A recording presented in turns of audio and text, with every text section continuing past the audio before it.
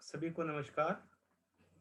मैं कुपेंद्र राठौड़, हिंदी विषय सहायक प्राध्यापक, सरकारी प्रथम श्रेणी महाविद्यालय हुलसूर, जिला बीदर।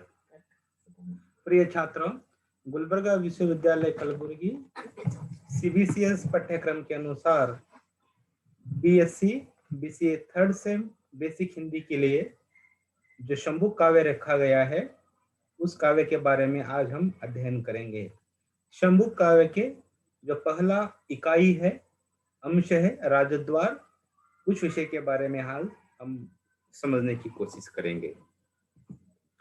तो शंभु काव्य बीएससी और BCA third same basic Hindi के लिए गुलबर्गा यूनिवर्सिटी की तरफ से यह पाठ्यक्रम रखा गया है। आज हम इस शंभु काव्य और उसके जो कवि है जगदीश गुप्त के बारे में समझेंगे। जगदीश गुप्त ने शंभु काव्य की रचना शंभु को ही एक प्रधान पात्र बनाकर उन्होंने किया है। शंभु काव्य के राजद्वार में क्या कुछ हुआ, हम सिलसिलेवार तरीके से अध्ययन करेंगे। इस काव्य के बारे में जानने से पूर्व हमें विद्यार्थी को कई आवश्यक बातें समझानी होगी। छात्रों को देश के महाकाव्य के बारे में जानकारी होना चाहिए।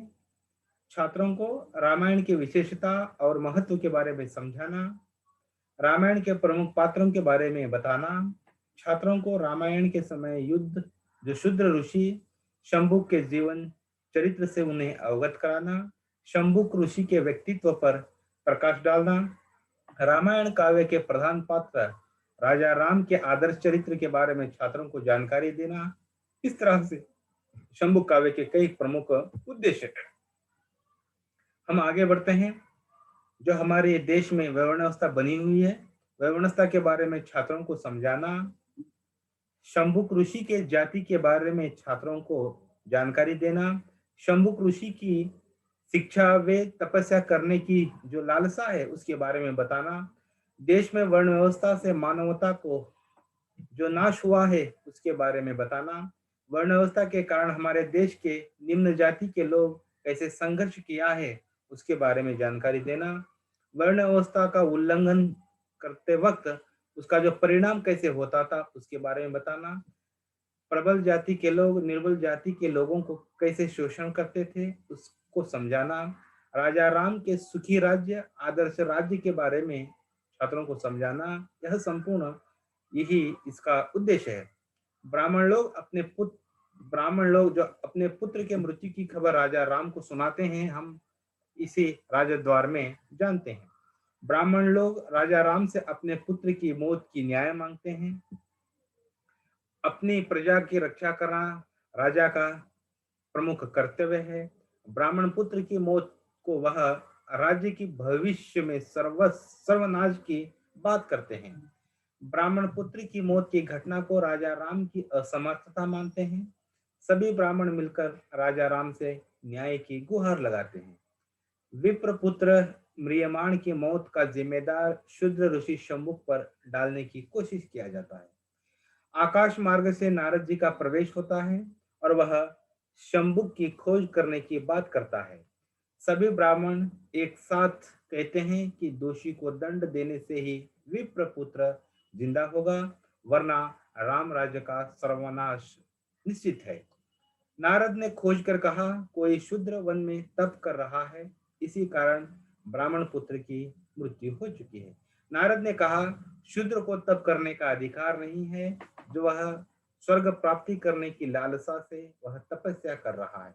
नारद ने कहा, शूद्र ऋषि शंभु को मारने से ही विप्र पुत्र जिंदा होगा। तो इस तरह से नारद जी कहते हैं कि यानी शंभु ऋषि को जब वह राम मारते हैं तभी विप्र पुत्र वह जिंदा हो सकता है। राम के द्वारा प्रतिज्ञा करना कि दोषी को दंड देकर राज्य में शांति स्थापना करना। इस तरह से हम राजद्वार जो शंभु काव्य के जो मुख्य उद्देश्य है और इस काव्य की रखने की जो मूल प्रेरणा है कि छात्रों को हमें रामायण से अवगत कराना है, रामायण के प्रधान पात्रों से छात्रों को समझाना है। और साथ साथ जब हम रामचरितमानस में पढ़ते हैं और खास तौर पर यह जो शंभू का जो उल्लेख किया गया है, यह जैसे रामायण के उत्तरार्ध काल में, रामचरितमानस के उत्तराखंड के बाद जब राजा बन के उस समय की घटना है। वह राम अपने राजा बनकर अपने राज्य के ऊपर राज कर रहा था। एक दिन एक ब्राह्मण पुत्र, जिसका नाम है, ब्राह्मण का नाम विप्र है और उनका पुत्र का नाम म्रियमान है। ब्राह्मण पुत्र की मृत्यु हो जाती है। राजद्वार जो इकाई है, यह जो अंश है, यह अंश में ब्राह्मण का जो विलाप है, ब्राह्मण का जो निवेदन है, ब्राह्मण का जो प्रार्थना है, राजा राम के द्वार पर, वह राजा के द्वार पर आकर अपने पुत्र की वह मौत की जिम्मेदारी, अपने पुत्र की वह मौत की जो विलाप कर रहा है, इसी कारण इस अंश को राजद्वार कहा गया है। अगर शंभु काव्य की अगर बात करते हैं, जगदीश गुप्त ने आधुनिक काल के सबसे प्रगतिवाद कवि होने के नाते वह उन्होंने इस काव्य में टोटल 8 अंश का उन्होंने उल्लेख किया है। जो सबसे पहला अंश है वही राजद्वार है। राजद्वार में इस अंश में ब्राह्मण का जो विलाप है, उनका जो निवेदन है, उनकी जो प्रार्थना है राजा राम के प्रति, वह सब कुछ घटनाएं राजा राम से सुनाने के लिए राजद्वार पर आकर खड़ा है। उनके साथ बहुत सारे ब्राह्मण लोग हैं जो राजा राम के ऊपर दबाव डाल रहे हैं कि आखिरकार आपकी असमर्थता, आपकी कमजोरी के कारण यह सब कुछ हुआ है, तो इसके लिए जिम्मेदार है। क्योंकि विप्रपुत्र जो म्रियमान था, अल्पायु में उसकी मृत्यु हो जाती है। सांप काटने से उनकी मृत्यु होने का पूरा जिम्मेदारा अब वह ब्राह्मण लोग एक किसी और के ऊपर वह दोष ठहराना चाहते हैं। तो इसी राजद्वार में गुरु वशिष्ठ और नारद का संवाद होता है। तो बहुत सारे लोग ने, ब्राह्मण लोग ने वशिष्ठ, बहुत सारे उन्होंने वशिष्ठ के साथ बहुत जो सीनियर लोग हैं उस वक्त के सभी के साथ उन्होंने एक चर्चा की कि आखिरकार यह कैसा हो गया कि यह ब्राह्मण पुत्र की मौत हो गई।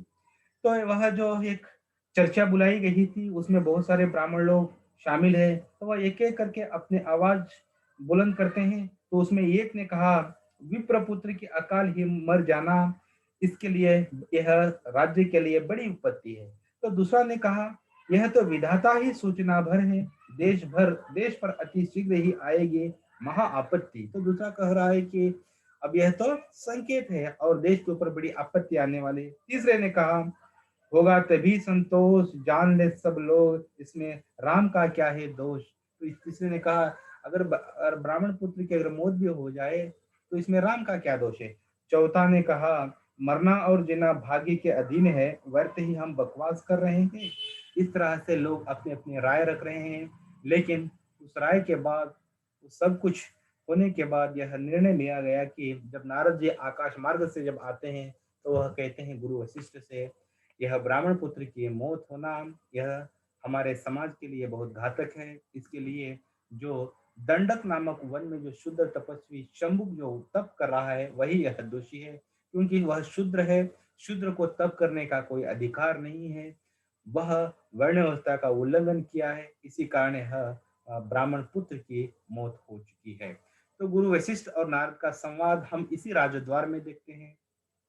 और नारद कहते हैं कि तभी ब्राह्मण पुत्र जिंदा होगा, तब इस राज्य के राजा राम के द्वारा शंभु की हत्या हो, तभी वह पुत्र जीवित हो सकता है। तब राम को जब यह खबर सुनाई जाती है तो राम वह निर्णय लेते हैं, मैं अकेला जाऊंगा, जो भी इसके लिए दोषी हो मैं उसे वध करूंगा। तो उन्होंने अपने पुष्प ज्ञान लेकर वह अपने अकेले जाते हैं। वह राम के लिए वह निर्णय है, उनकी प्रतिज्ञा है कि मैं जरूर ब्राह्मण पुत्र को मैं न्याय दूंगा। और इसी के साथ साथ यह राजद्वार भी समाप्त होता है। तो यह था शंभु काव्य का राजद्वार अंश। इस राजद्वार अंश में राजा के द्वार पर आकर शंभु जो ऋषि था वह तप कर रहा था। वह तप करने के कारण उनकी ब्राह्मण पुत्र की मौत होना, वह ब्राह्मणों के द्वारा विलाप करना, उनके राजा के द्वारा निवेदन करना, यह राज्य के लिए बड़ी आपत्ति जनक बात बताना, यह सब कुछ अंश राजद्वार में शामिल किया गया है। तो मैं आशा करता हूं कि यह वीडियो आपको बहुत अच्छा लगेगा, तो जरूर यह अध्ययन करें। મારું પુસ્તક પર ધ્યાન છે તારું પર ધ્યાન છે.